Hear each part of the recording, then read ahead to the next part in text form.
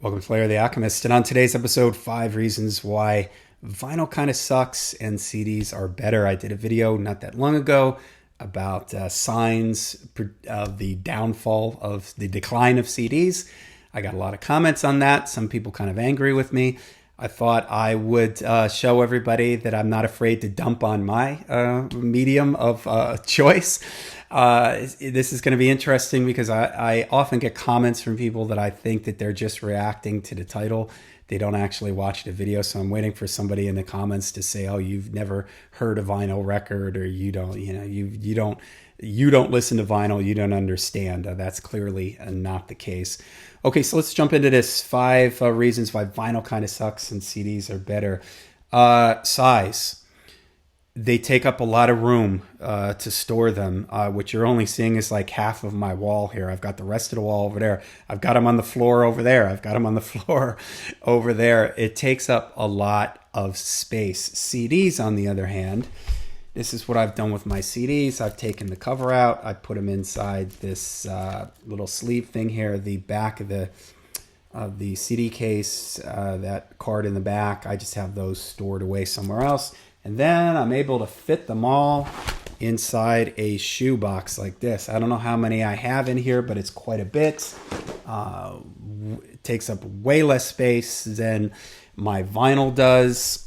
This also ties in with moving. If you've ever had to move your vinyl collection, yes, you're probably breaking out in a cold sweat with me just even talking about it. It is a nightmare. I had to move from Pennsylvania to Florida. I had these, luckily, the used record store where I lived, he had all these boxes. And the way the boxes were, I couldn't stand the record up like this in the box. I had to sort of drop it down like this, and it fit just perfectly so the records didn't move. And I think it was like 40 in a box I was able to get. And I had like 25 of these boxes. They were heavy.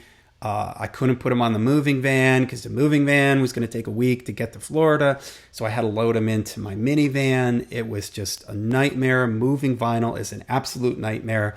I've been putting my CDs in. I've got 3 shoe boxes now at this point. It'll probably take me 1 or 2 more. And then I'll have all my vinyl in all my CDs in 5 shoe boxes. That's way easier to move than 25, 50-pound boxes that I had to do with my vinyl. The third point in regard to size is shipping. Shipping vinyl in the U.S., within the U.S., is not that bad. You can go medium mail, and I think medium mail is like $3.50 to $5 now. But if you've ever had to ship vinyl overseas, out of the country, it is awful. It's super expensive. I have a friend in Sweden that I mail records to sometimes, and it is just nuts how expensive it is. It can be $24 to $26 for me to mail a single record over to him in Sweden. So, and you have to package it really carefully. It's easy for vinyl to get damaged in shipping. CDs, and I've seen people do this, throw out the jewel case, they mail it to you. You can mail it like in those sleeves like that in a little yellow envelope, padded yellow envelope that you can buy for like $1.50. Even if you have it in the jewel case, it'll fit right in there. It's way cheaper to mail CDs than it is to mail and deal with vinyl. Point number 4, maintenance. Records require a lot of maintenance. You got to handle them carefully. You got to clean them. Even if it's new vinyl, you got to keep them clean. You got to avoid them getting dusty. You can't bang them. You certainly can't drop them. I have a record cleaning machine that I use with a record cleaning fluid for the used records. CDs, keep it in the jewel case. You should be fine. Just don't drop it on the ground and keep it in the jewel case.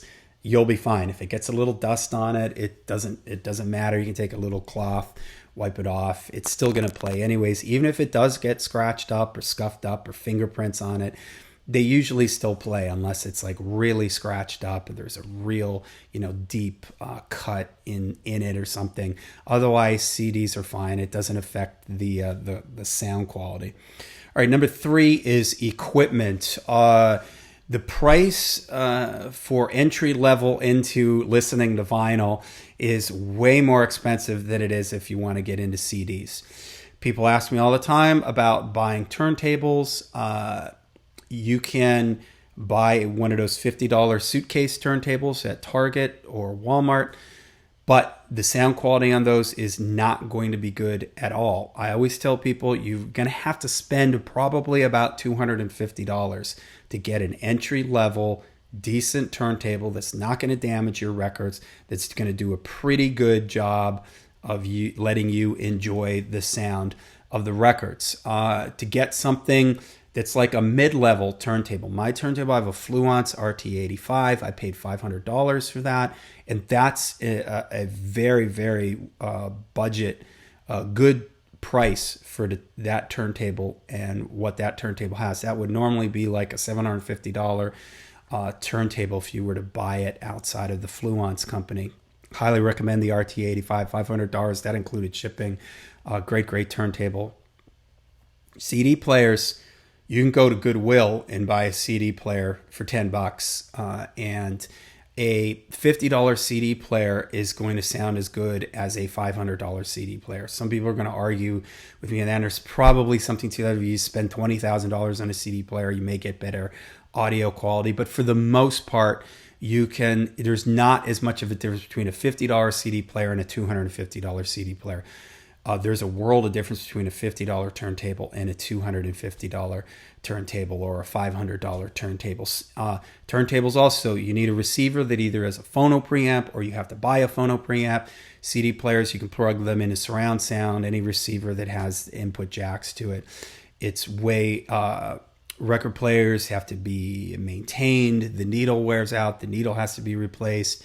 They have to be balanced. You can't bang into it. You got to have it level. All this stuff. CD players don't require all that. Assuming you don't throw it out a window, hit it with a sledgehammer, it should be fine. It should last you for a very, very long time. My CD player that's sort of acting up on me now, I've had it for probably 30 years, 35 years, seriously, and it just started acting up like in the last 6 months to a year.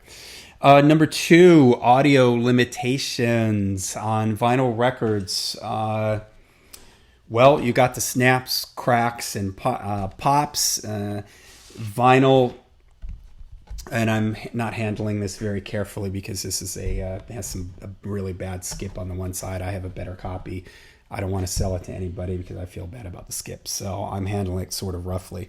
Vinyl, you can get what's called inner groove distortion because as the needle moves towards the label, the grooves get smaller and it pulls the needle towards the label, and you get what's called inner groove distortion unless you have a good turntable. My turntable handles the inner groove stuff really, really well. I have an Ortofon 2M blue cartridge and it tracks fantastically. But you see here the run out groove here. There isn't a lot of it here, so that means that this record is going to be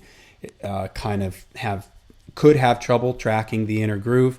Records, you typically don't want to go over 20 minutes on a side because that means it's going to get too close to the label. The grooves are going to get too close together. When the grooves are too close together, you start sacrificing frequency range and stuff like that. Also, people will argue this. I'm going to probably make a video on why vinyl rules.